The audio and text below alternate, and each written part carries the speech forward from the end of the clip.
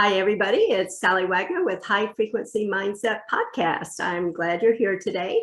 And I'm very glad to welcome our guest today, Jennifer Urezzio. Jennifer, welcome. Thank you so much. I'm so excited to be here. And I'm so happy you're here. Let me introduce you to our listeners, and then we'll have our nice conversation.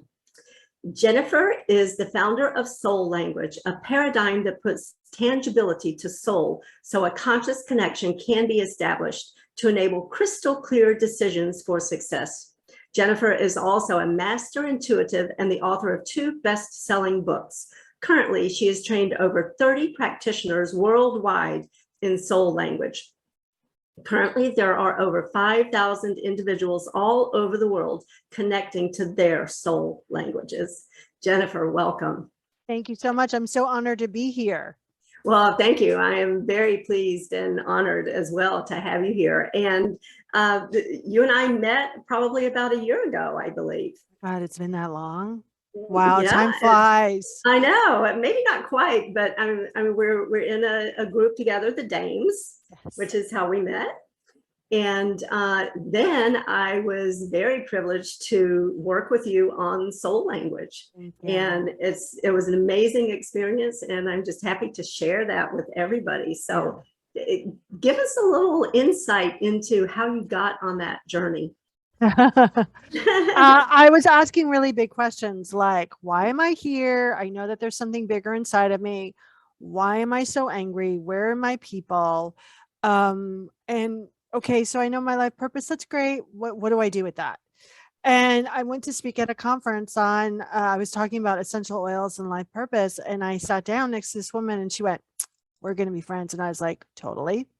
And then my inside voice was like, why her? And not this other woman across the way who looks really nice, but I really don't care if I ever see her again. Like, what is that?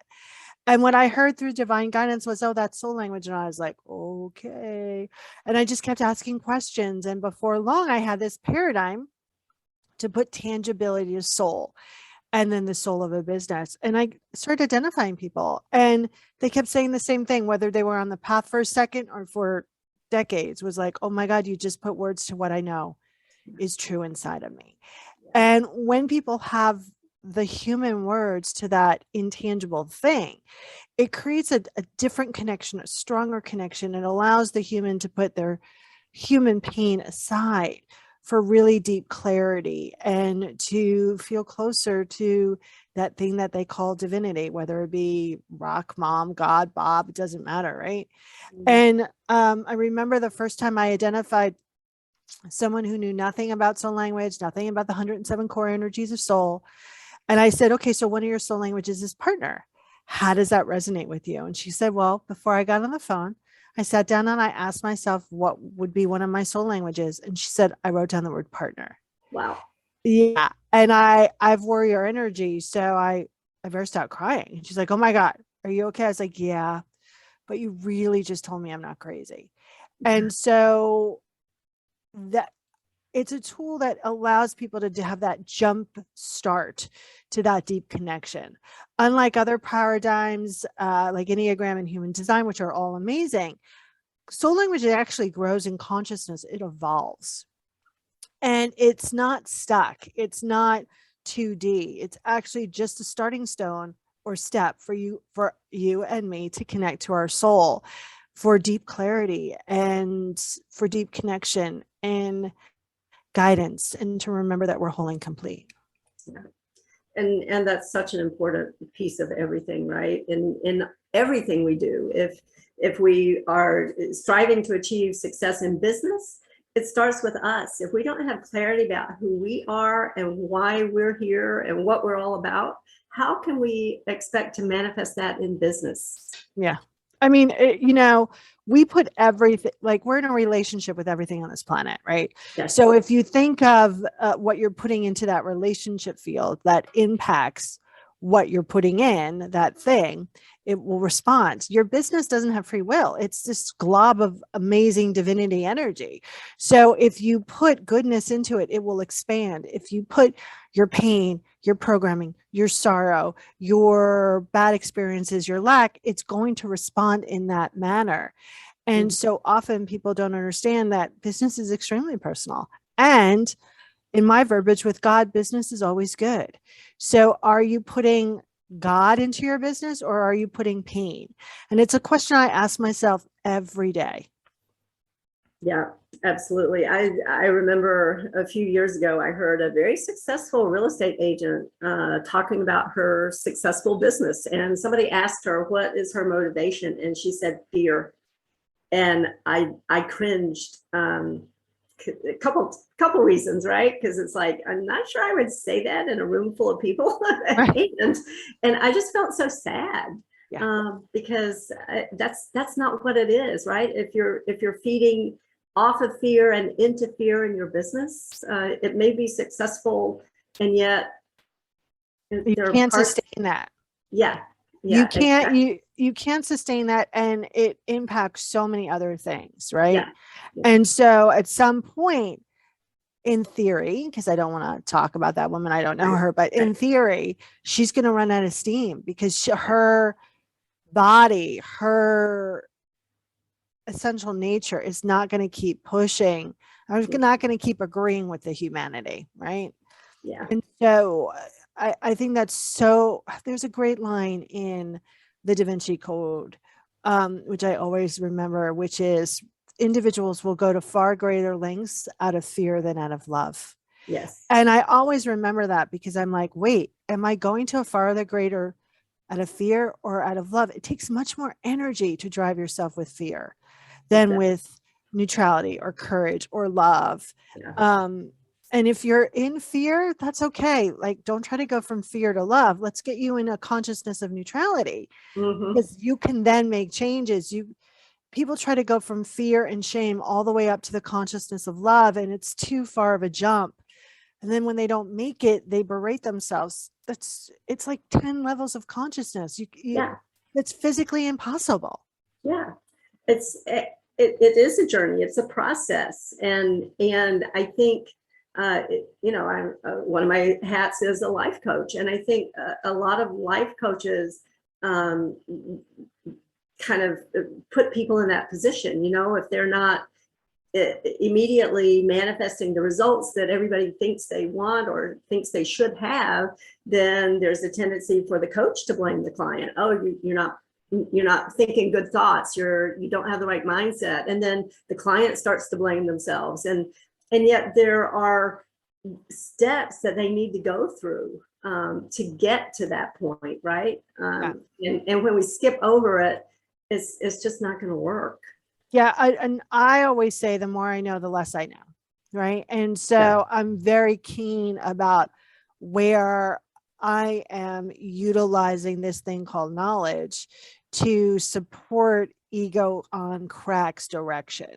Right. Mm, And I think that's what soul language is so good about, because it allows you to come back to this deep center and go, wait, that's really not what my soul is saying. So one of the things that soul always says that humans misinterpret is soul is always saying more, more, more. And our humanness misinterprets that as not enough, not enough, not enough, yes. right? Yes. And so when we pull back and we really slow down and we listen, we get a wealth of information, and we start to realize that ego uncrack, because without ego you wouldn't get off the couch, but is really keeping us in this illusion of what we know to be true, because we know if we go to point A and point B, we'll be safe.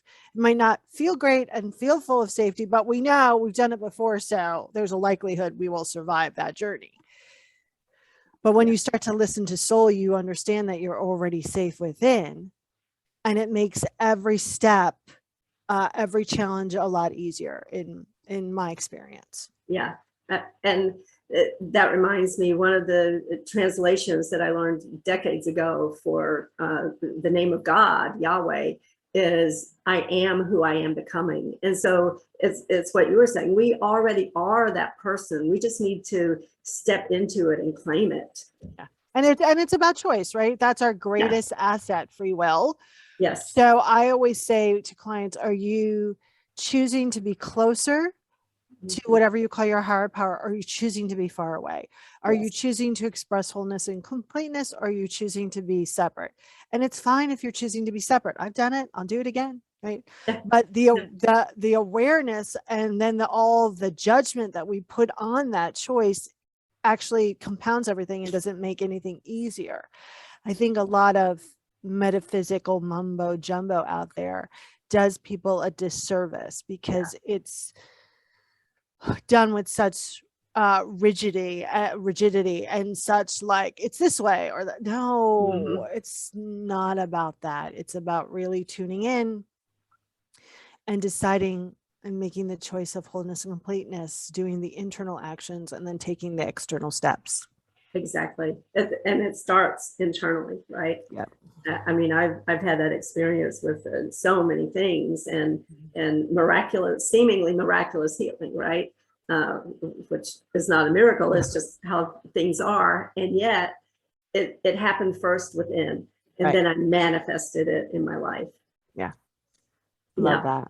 So you do soul languages for individuals and also for businesses, right? Yes. Yes. So people call in a business to do something bigger, first for themselves and then for others. And it's pure consciousness. And I think a lot of entrepreneurs think that they are their business, and they're not. Their business has its own agenda. It has its own way of being. It has its preferences.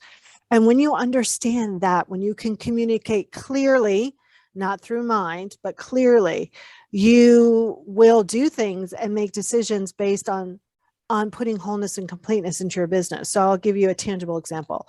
My personal soul languages are very action oriented. I could get more done in 15 minutes than most people can all day.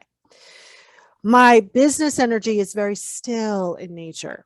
And I was complaining one time in the shower and I was like, where are my people? And then my business energy went, go to the beach. I was like, oh no, I got things to do and emails to send and programs to write. And the business energy went, oh, Jennifer, go to the beach. I was like, fine. I picked up my stuff and I went to the beach and I came home and there was 3 new clients in my inbox. Right. Yeah.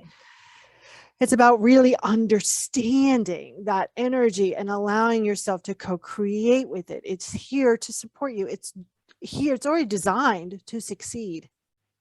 And I think so often we tend to work out our personal pain through this thing called business. Yeah. Some people do it their health. Some people do it through relationships. Some people have multiple ones. But when you realize like, oh, wait, this is an engine that's designed to succeed. All I have to do is put good fuel into it. It makes everything at times a lot easier and you feel a lot more freedom.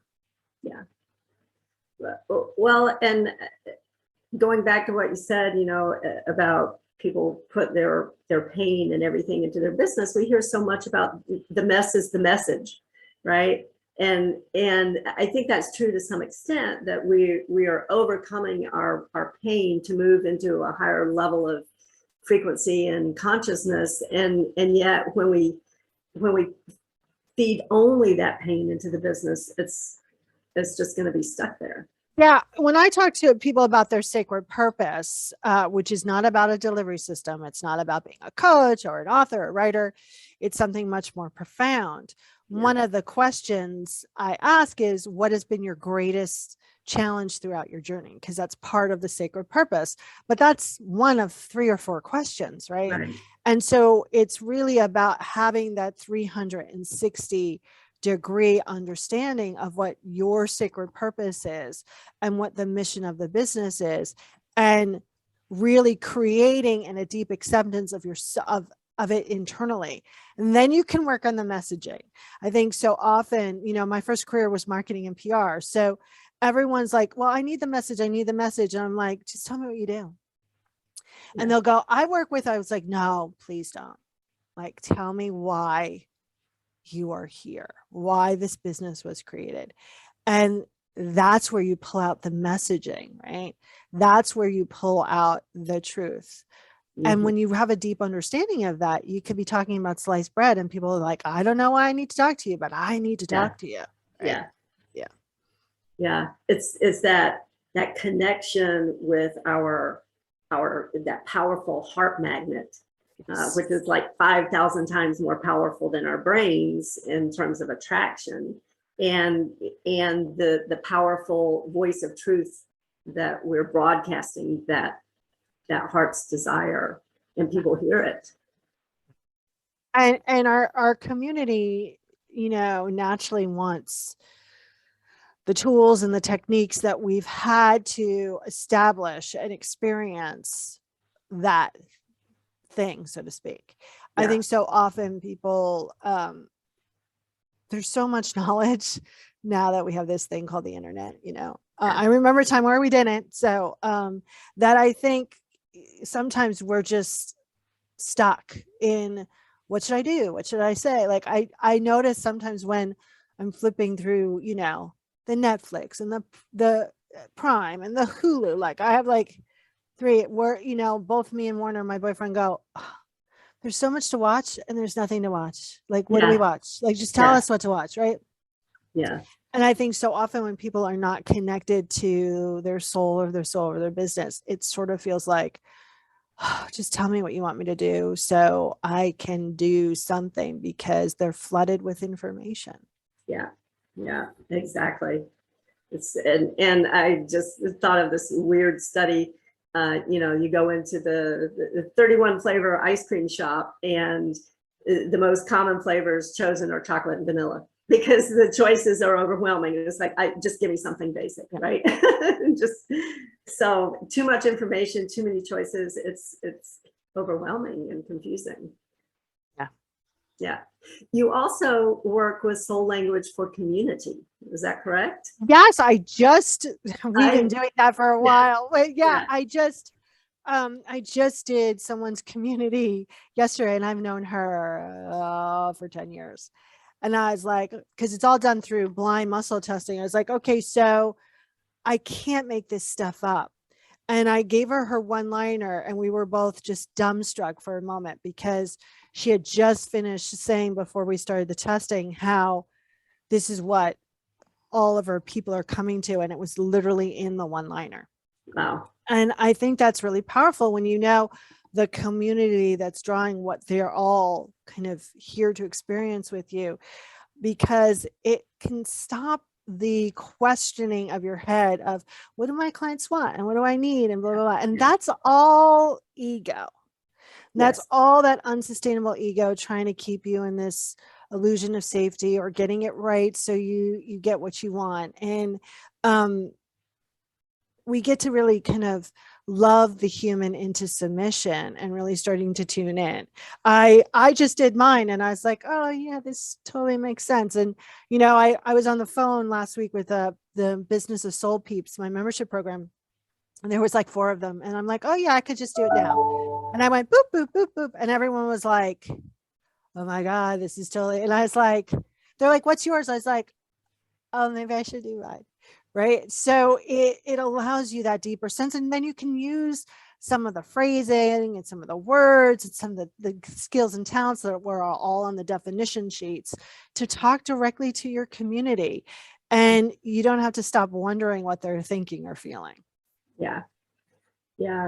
I mean, that's a big thing. And you hear people who say, oh, create your avatar for your client, and you know, imagine what they wear and what they eat and how they talk and where they go and what they do. And it's like, you know, that's, as you said, that's kind of an ego level of, here's what I think. Well, I could be wrong, right? Because I'm just going by my everyday knowledge of things. Yeah. And what I always do with clients is I do an energetic lineup. So I go, okay, choose 3 of your favorite people that you know that are part of your community, line them up in a police lineup, and strip them down energetically. What do they all have in common? What do they all want? Where do they all want to go? And where are they all now?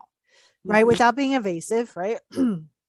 Right. And it's much different than I work with women from ages 20 to 40. Like when you talk to the essential nature of someone, when you talk to their energy, because people always buy off of energy, everyone. Yep. That allows you to go, it's a deep connection. And it also allows you to choose clients that are in harmony with you as well. And I think so often when individuals are coming from a place of lack, they'll choose clients that make them quiet at their desk. I've done it. Yeah. Yeah. Yeah. Well, I mean, I think we all do that at some point, right? Totally. And yet I tell people, you want business, you don't want all business. Because I've been in those situations too, where you have the yes that should have been a no. Yeah. Yeah. Not, I mean, not going to work out. no, I remember when Warner and I were first dating, that summer we were dating, we had to go somewhere first for him for something. And I'm outside and he's like, what is wrong? I was like, this client. He's like, why are you even like, fire her? And I was like, oh, that's a great concept. Duh. And I just called her up. I was like, I'm just returning your money. And I have to tell you that was a long time ago. And at that time I was like, I could have used that money. Right. Mm-hmm. But I was like, it's not worth it. She's not the source for me. She's only a resource. And at that moment, that resource is tainting my well. Yes. And I let her go and I returned her money because I returned her money in total. And we had worked for 6 months together. I just sent it all back. Yeah. Yeah. And I remember that becoming a huge up leveling in my business because I drew a line in the sand and I communicated very clearly with the universe that I am good at my job. I am worthy of it. And no one's the resource for me. Source is the source. I mean, no one's a source for me. Source is. So it became a big, huge moment. And I always tell people, fire them. Yeah. Yeah. Yeah. Absolutely. And what you just said about source versus resource is such an important concept. And when you mentioned that to me some time ago, it made such an impact on me. And I think of that and contemplate on that every single day. It's such an important distinction. Do I rely on source? Is that my source, or am I counting on the source? Yeah. At the beginning of the year, I was in the shower and the divine was like, let go, Jen, and allow the universe to support you. And I was in resistance for it for a little while. Like I would be like, oh yeah, I'm letting go. And then I'd be like, oh no, I'm really not. And it's a very hard kind of practice for warrior energy because we're so used to moving things along. But the more that I learned to go, okay, that's not mine. That's not my part to do. Let go. Amazing stuff is revealed and opportunities come to me that wouldn't have if I was trying to control things. So as you know, we have to practice our tools, and so don't try to practice all the tools at once. Like pick a practice, stick with it, adapt, let it integrate, and then pick another practice, adapt, integrate, because if you try to do everything at once, you wind up not doing anything. Exactly. And that's so hard for us, at the ego level. We want it all now. And we don't want to go through the process. It's just like, make it happen now, right? I want to be patient now. Yeah. I always remember that Seinfeld episode where Kramer is pretending he's the movie phone guy. And at one point, he can't keep up with them clicking. So he's like, just tell me the movie you want me to see. And I always think of that because I always like, okay, just tell me the movie you want me to see, God, and I'll go see it. But it's really a co-creative process. It's not a dictatorship. Exactly. And that's a lot of people are still stuck in that paradigm, that mind app of how it is. And it's not that way at all. Yeah. Well, I have one last question. I could talk for hours, and yet I know we have time constraints. So there are so many principles that you talked about, and very important principles. Is there one that you could share with us that you would look at your life, your business, your journey, and say that was really important in helping me to get where I am? Yeah, it's simple and very complex. It's the principle of If I knew I was whole and complete, what would I do? What would I say? What would I be? What would I express here? And if I reflect back at some of my choices, I was like, oh, if I said that then, I would have made a different choice. I'm not judging it, but I would have made a different choice. So Mhm. it's one of the things that I constantly ask myself, if I knew I was whole and complete, what would I say? What would I do? And then take action from there. That if you do that for the rest of your life, you're golden. Yeah. And you're right. It is very complex. There's a lot in there that can be unpacked and yet very simple, right? And excellent guidance. That is certainly something to tune on to every single day.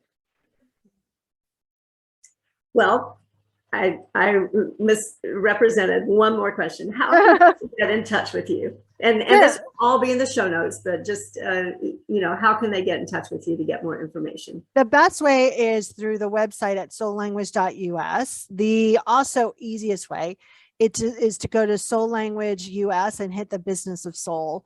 There's a lot of free stuff there. There's a whole membership site where you get a ton of stuff and a ton of me in a very cost-effective manner. So check it out. I answer my own emails. I pick up my own phone. Please don't call me at 3 o'clock in the morning because I will answer. But that's really the best way. Just reach out. Awesome. I love it. And in your contact information that I'm going to be sharing in the show notes, all of that is there, as well as a free gift. I can't wait to check it out. And I would encourage everybody else to check it out and get in touch with you. Thank you. Thank you so much for being here today. Thank you.